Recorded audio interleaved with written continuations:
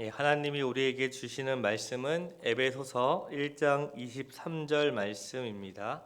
신약 성경 에베소서 1장 23절 말씀, 신약 성경 310면에 있습니다.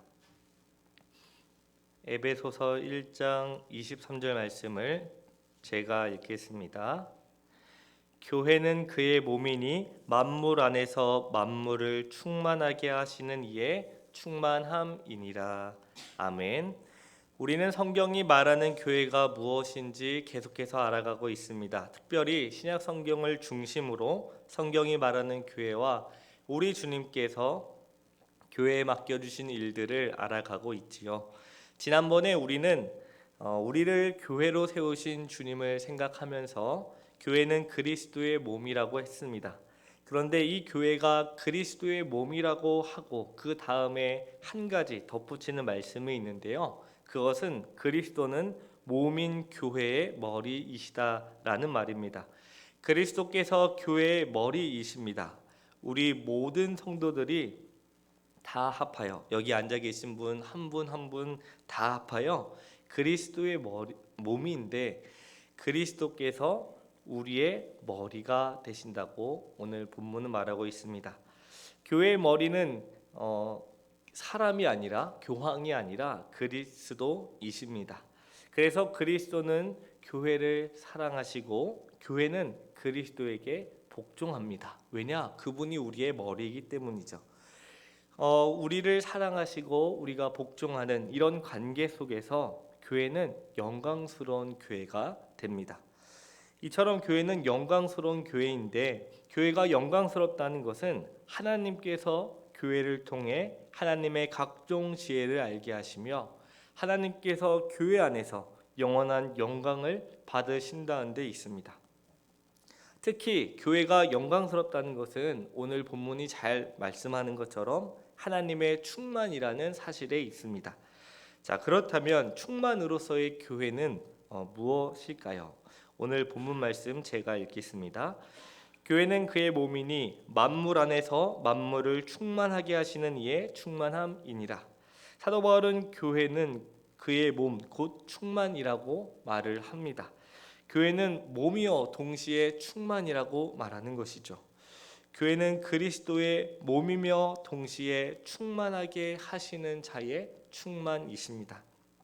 여기서 만물 안에서 만물을 충만하게 하시는 이는 하나님을 가리킵니다. 이 성부 하나님께서 만물 안에서 만물을 충만하게 하시는 분이다라는 것이죠.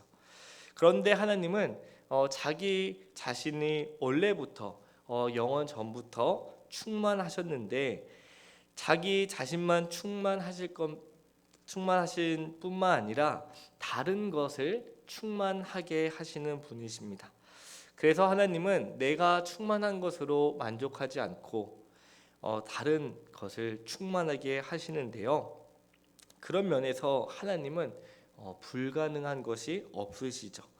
하나님께서는 자기뿐만 아니라 다른 모든 것을 충만하시기 때문에 모든 것을 하실 수 있으시며 그 모든 것을 하실 수 있는 하나님이 그리스도를 교회의 머리로 주셨습니다. 그래서 그리스도의 몸은 교회요, 교회는 그의 몸이라고 말씀드릴 수 있습니다. 그런데 사도 바울은 충만하게 하신 하나님이 머리이신 그리스도를 통해 몸인 교회의 그 충만을 전달하시는 것을 보았습니다. 그래서 바울은 고린도전서 12장에서 교회는 그리스도의 몸이라고 하면서 그 몸만으로는 이 교회를 다 설명하지 않았습니다. 그래서 오늘 말씀에서 교회는 몸이며 그와 함께 충만이라고 이어서 설명하는 것이죠. 오늘 본문을 읽지 않았지만 22절에서 교회는 만물보다 위에 있다고 말을 합니다. 어떻게 이것이 가능할까요? 이것이 가능한 이유는 23절에 교회는 충만이기 때문입니다. 만물은 교회 아래에 있고 교회 위에는 그리스도가 있으며 그리스도 위에는 하나님이 계시다라는 것을 말해주는 것입니다. 이어서 고린도전서 3장에서 바울은 만물 위에 교회가 있고 교회 위에 그리스도가 있으며 그리스도 위에 하나님이 계신다고 동일하게 말하고 있습니다. 교회를 가리켜서 충만이라고 말하는 이유는 교회가 만물보다 위에 있기 때문입니다.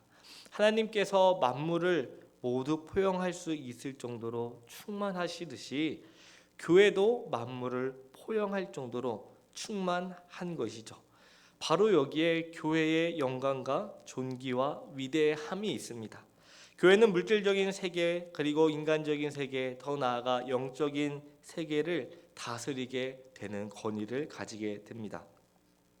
만약에 우리가 충만으로서의 교회를 제대로 알지 못한다면 교회가 이 세상에 어디에 위치해 있는지 모르고 또 어디에 있어야 하는지를 잘 모른다면, 그렇게 된다면 교회는 이 세상의 문화나 또는 이런 세속에 이끌려 가게 될 것입니다. 때로는 교회가 세상과 만물보다 위에 있기 때문에 이 세상과 이 만물을 거절할 수 있습니다. 그러니까 그들에게 이끌려 다니지 않는다는 거죠. 교회는 세상과 만물이 하나님에게서 멀어져서 다른 길로 갈 때 오히려 그것에 대해 무엇이 잘못됐다고 할 수 있으며 한마디로 선지자의 역할을 제대로 감당할 수 있다는 것이죠. 이것은 교회가 만물 위에 있기 때문에 감당할 수 있는 것입니다. 교회는 세상과 만물 위에 있기 때문에 세상과 만물에 대해 마치 위에 있으니까 아래에 이렇다 저렇다 할 수 있는 것처럼 그것을 주도적으로 이끌어 갈 수 있게 되는 것입니다. 교회가 그 제자리에 위치해서 이런 기능을 할 때 교회가 그리스도의 영광스러운 교회가 되는 것이죠. 그런데 오늘날 안타깝게도 교회는 모든 면에서 세상에 뒤져 있는 것을 보게 됩니다. 왜 그럴까요? 교회가 어디에 있는지를 잘 알지 못하기 때문입니다. 그래서 오히려 교회가 이 만물 세상에 영향을 주고 또 잘못을 한다면 비판하고 바른 길로 이끌어야 하는데 그렇지 못하고 이끌려 다니게 되었습니다. 골로새서 2장 9절 10절 말씀을 제가 읽습니다. 그 안에는 신성의 모든 충만이 육체로 거하시고 너희도 그 안에서 충만하여졌으니 그는 모든 통치자와 권세의 머리이시라.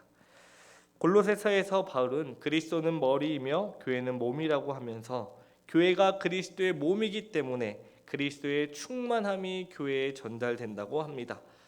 그러면서 동시에 바로 여기에 교회와 성도의 관계가 어떠한지를 설명하는데요. 이 교회는 몸이라면 이 성도는 지체라고 할 수 있습니다. 이 그리스도는 머리이시죠. 그리고 교회는 공동체로서의 몸이고 그리고 그 각 성도, 각 신자들은 지체입니다. 이 몸은 다양한 지체들로 완벽하게 연결되어 이 충만한 관계를 이루는데 이 몸은 지체로 충만하게 된다는 것입니다. 그러니까 사도 바울은 그리스도의 몸인 교회를 말했을 때 교회는 이 완벽한 조화 가운데 이루어진 충만이라고 말하는 것이죠. 그러니까 다시 말하면 지체들 가운데 하나도 빠져서는 안 된다라는 것을 말합니다. 그 교회에 지체의 모든 요소가 있어야 한다는 것이죠. 그것이 교회라는 것입니다. 이러한 충만으로서의 교회는 곧 그 지체의 기능을 말을 하는데 모든 지체가 서로 연결되어 충만하기 때문에 그 각 지체가 다양하게 이렇게 활동하고 움직이는 것 자체 의미가 있게 되는 것입니다. 이제 예를 들면 이 요한복음 15장에 예수님은 포도나무이며 우리는 가지라고 말씀을 하십니다. 이 포도나무 가지가 포도나무에 붙어 있음으로써 이 충만하다는 것을 알려주는 것이죠. 그러니까 포도나무 비유는 그리스도의 충만이 이 신자들에게 그 가지에게 전달되고 신자는 그 서로 간에 연결되는 충만한 관계에 있다는 것을 이 비유를 통해 잘 알려줍니다. 여기서 포도나무는 가지를 충만하게 하고 가지는 서로 연결되어 충만하게 합니다. 또 요한복음 1장 14절에서 뭐라고 말합니까? 말씀이 육신이 되어 우리 가운데 거하심에 우리가 그의 영광을 보니 아버지의 독생자의 영광이요 은혜와 진리가 충만하더라. 그리고 16절엔 우리가 다 그의 충만한 데서 받으니 은혜 위에 은혜로라고 말하고 있습니다. 이것은 예수 그리스도에게 무한한 영광이 있다는 것을 알려주는데요. 예수님이 가지고 있는 그 영광은 아버지의 독생자 영광입니다. 예수님은 땅의 영광이 아니라 하나님의 영광, 하늘의 영광을 지니고 있다는 것이죠. 그래서 그분이 그 영광을 가지고 있는 이유는 은혜와 진리가 충만하기 때문이라고 말을 합니다.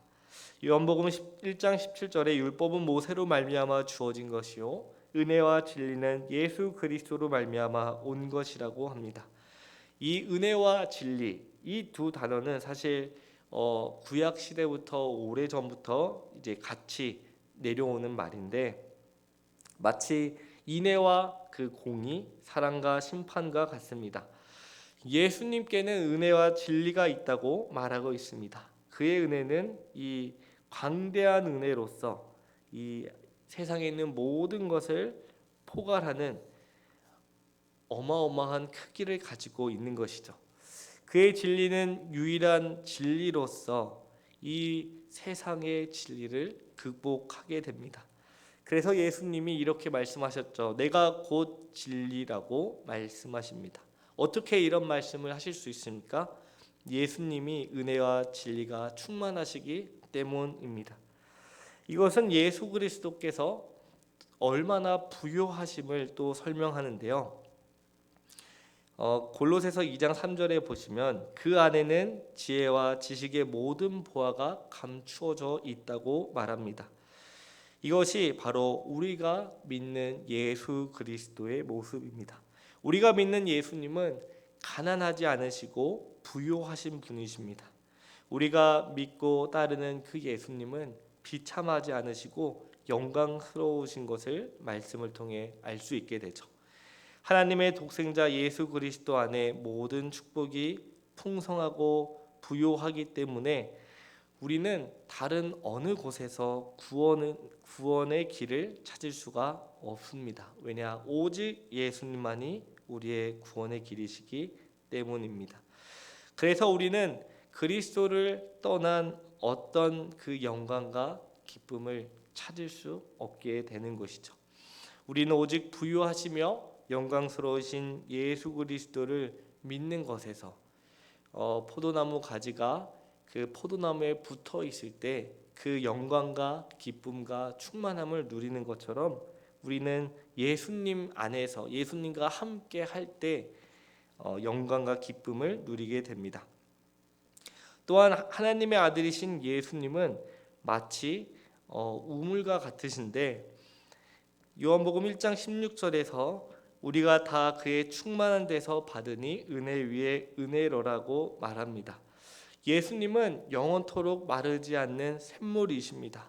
그래서 우리는 그분에게 물을 받아 마셔야만 살 수 있는 것이죠. 이렇게 볼 때 하나님의 아들이신 예수님은 우리의 충만을 위한 원천이 되십니다. 그 예수님이 충만하시기 때문에 우리도 이제 충만하는 것이죠. 예수 그리스도가 우리의 그 충만을 위한 원천이 되신다는 그것만큼 우리에게 큰 은혜가 있을 수 없습니다. 그래서 16절은 뭐라고 말합니까? 이런 은혜와 축복을 은혜 위에 은혜라고 요한은 기록하고 있습니다. 우리는 은혜 위에 은혜가 되시는 하나님의 독생자 예수님께 우린 영광을 돌려야 됩니다. 그리고 세 번째로 하나님의 아들 예수님은 그 존재 자체로 하나님이 어떤 분이신지 알려주십니다. 이 독생자 예수님은 충만으로부터 가장 큰 하나님을 보여주시는데 18절에 보면 요한복음 1장 18절입니다. 본래 하나님을 본 사람이 없으되 아버지 품속에 있는 독생하신 하나님이 나타나셨습니다. 여기서 이 나타나셨다라는 단어는 그 어떤 사실을 해석해 주었다라는 의미입니다.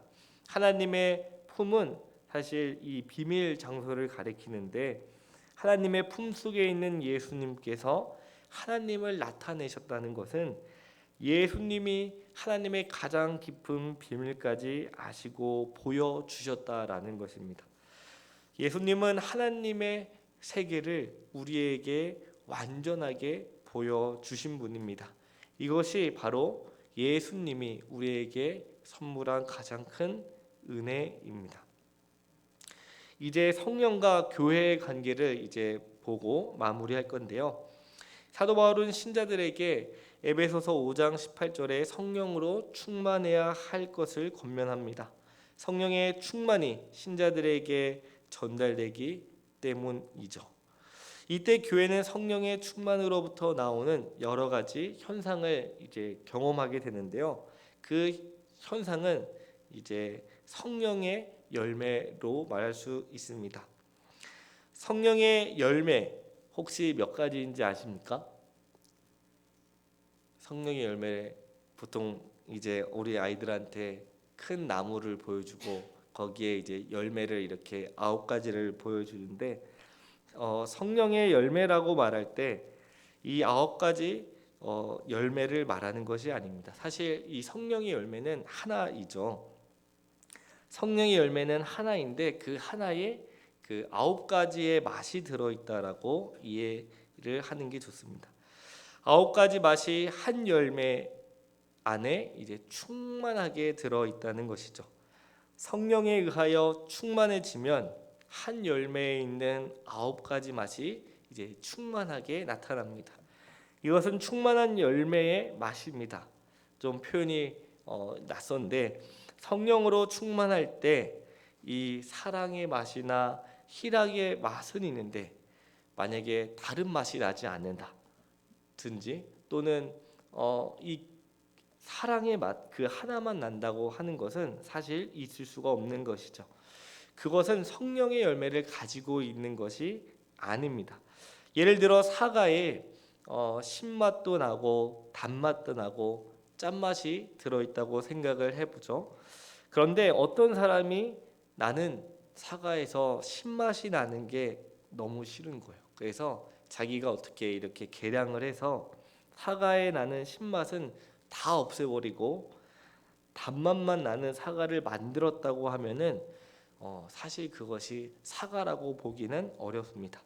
마치 사과가 골고루 맛을 내야 충만한 열매이듯이 성령의 열매가 9가지 맛을 지녀야 충만한 열매라고 말할 수 있는 것이죠.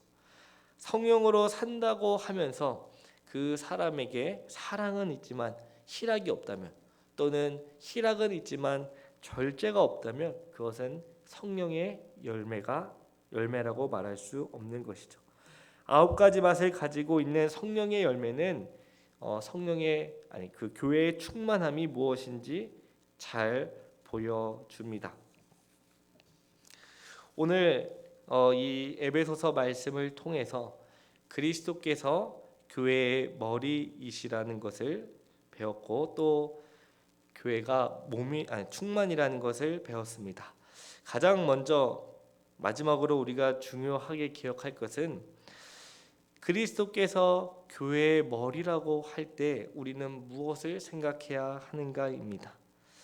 먼저 이것을 좀 더 쉽게 이해하기 위해선 우리 몸 가운데 머리가 차지하고 있는 위치를 생각해 보면 자연스럽게 이해할 수가 있죠. 우리의 머리는 어떤 기능을 합니까?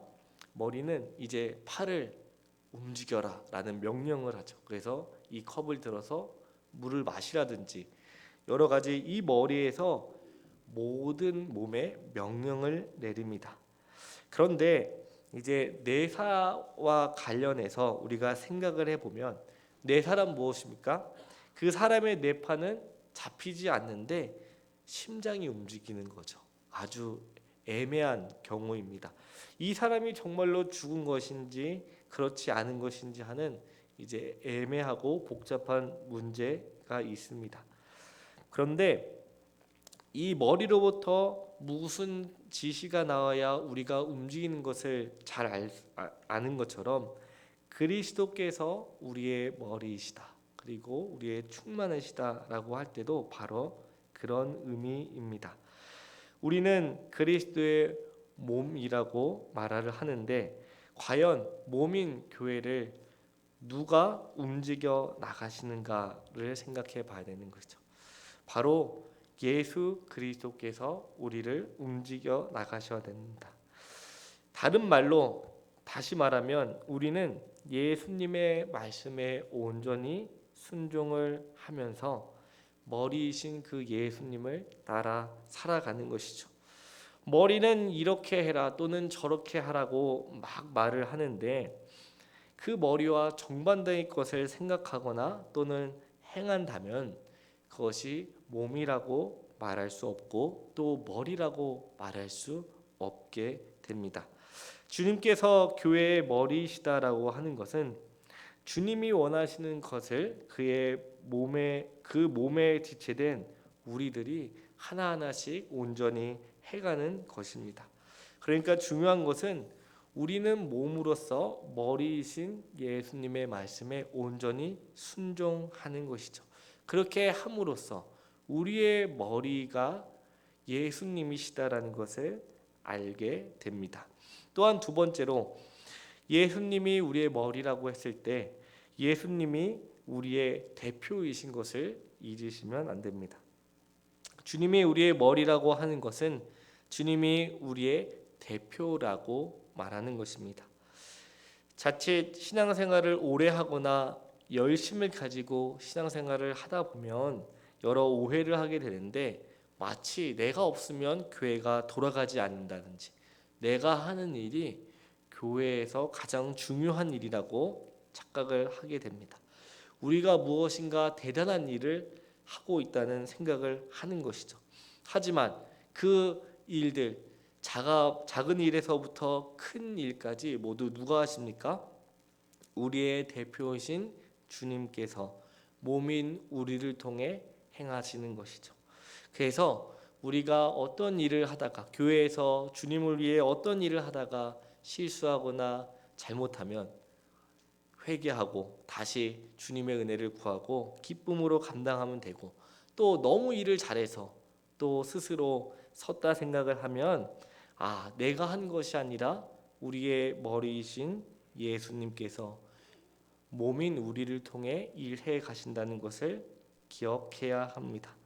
예수님이 우리의 대표이시라면 우리 몸인 우리가 우리의 대표이신 예수님의 이름을 제대로 드러날 수 있게 우리는 계속해서 힘써야 합니다.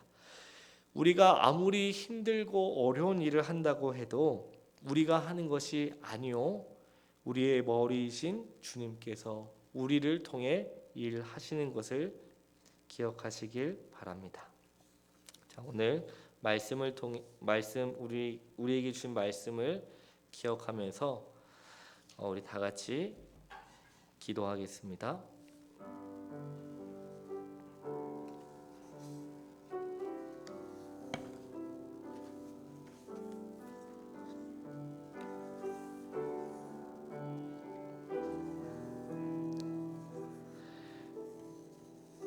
교회의 머리이신 우리 예수님의 말씀을 온전히 순종하는 우리 모두 되게 해달라고 주신 말씀 기억하면서 우리 다 같이 기도하겠습니다.